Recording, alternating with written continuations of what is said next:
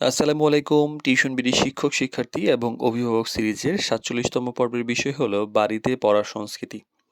শুধু টিচার বা স্কুলের উপর নির্ভর করলেই পড়াশোনায় ভালো করা যায় না। একটি শিশুর শেখার ভিত্তি তৈরি হয় বাড়ির পরিবেশ এবং অভ্যাসের মাধ্যমে, এটাই বাস্তব।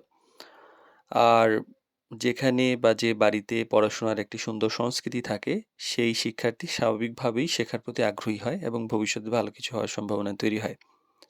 তো নিয়মিত পড়ার অভ্যাস গড়ে তোলার একটা ব্যাপার থাকে। বাড়িতে একটি নির্দিষ্ট সময়ে পড়ার অভ্যাস তৈরি করা খুবই গুরুত্বপূর্ণ।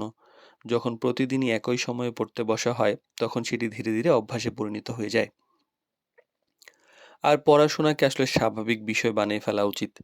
যে শুধুমাত্র পরীক্ষার জন্য পড়া, বরং এটা না করে দৈনন্দিন জীবনের একটা অংশ হিসেবে এটা উপস্থাপন করা উচিত। যেমন নতুন কিছু শেখার জন্য পড়া, বই পড়ার অভ্যাসের জন্য পড়া, আবার জ্ঞান নিয়ে আলোচনা করা।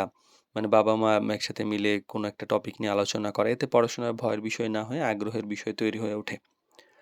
আর গার্ডিয়ানের ভূমিকা এবং উদাহরণ, এই ব্যাপারটা অনেক গুরুত্বপূর্ণ। মানে শিশুরা কিন্তু দেখে যে গার্ডিয়ান কি করছে। গার্ডিয়ান যদি বই পড়েন, শেখার প্রতি আগ্রহ দেখান, তাহলে নিয়ম মেনে চলেন, তাহলে শিক্ষার্থী সেই অভ্যাস ধীরে ধীরে গড়ে তোলে।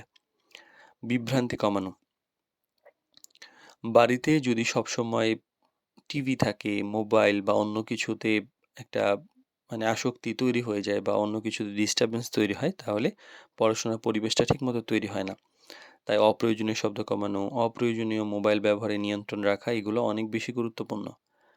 উৎসাহ দেওয়াও কিন্তু একটা বড় ব্যাপার থাকে। শিক্ষার্থী যদি একটু ভালো করে, সেটাকে প্রশংসা করা উচিত। এতে তার শেখার আগ্রহ বাড়ে এবং পড়াশোনার প্রতি ইতিবাচক মনোভাব তৈরি হয়। আর চাপমুক্ত পরিবেশটা আ তৈরি করা উচিত। মানে অতিরিক্ত চাপ দিলেই যে শুধুমাত্র পড়াশোনা হয় তা নয়, বরং ধৈর্য, সহযোগিতা, ইতিবাচক মনোভাব, এই বিষয়গুলো একটি সুন্দর পড়ার পরিবেশ তৈরি করে।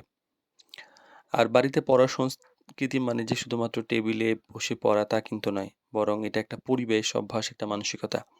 ইভেন একটা দোকানের খাবার খেতে খেতেও যে কাগজ আছে সেটাও পড়ে ফেলা যায়। তো যেখানে নিয়মিততা আছে, উৎসাহ আছে, ইতিবাচকতা আছে, শেখার আগ্রহ আছে, সেখানে শিক্ষার্থী নিজে থেকেই সামনে এগিয়ে যায়। তাই এটা একটা ধীরে ধীরে গড়ে তোলার মতো একটা সংস্কৃতি, যেখানে সবচেয়ে গুরুত্বপূর্ণ ভূমিকা রাখতে পারেন বাবা-মা। কারণ এইটা একদম শুরু থেকে, ছোটবেলা থেকে শুরু না করলে সম্ভব হয় না। তাই মনে রাখতে হবে যে একটি ভালো বাড়ির পরিবেশই কিন্তু একজন শিক্ষার্থীর শেখার ১ম স্কুল।